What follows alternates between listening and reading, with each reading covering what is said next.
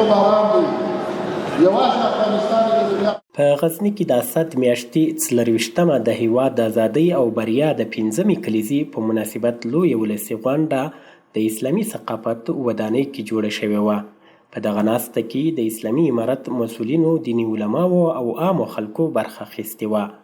ویناوالو دا ورځ یوه تاریخي ورځ یاده کړه.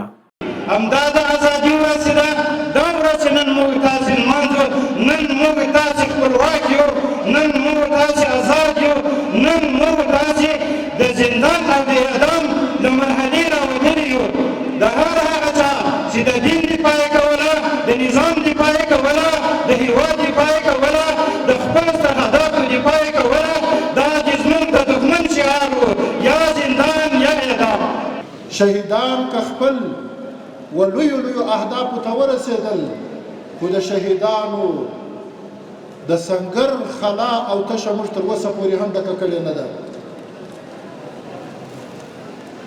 د شهیدانو د سنګر د تکبیر چغه که خاموشه سوله، خو لله الحمد د اسلام په تاریخ کې د دوی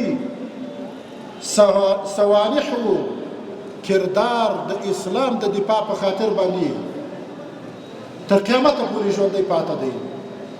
شاعرانو، ترانه ویونکو هم په خوږو غږونو کې د اسد 24مې په تړاو جوړې شوې غونډې ته نوره هم ښکلا ورکړه.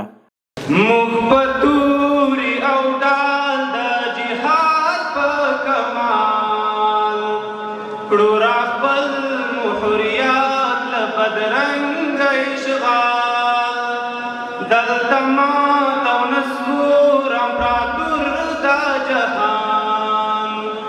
زنده باد افغانان، زنده باد افغانان.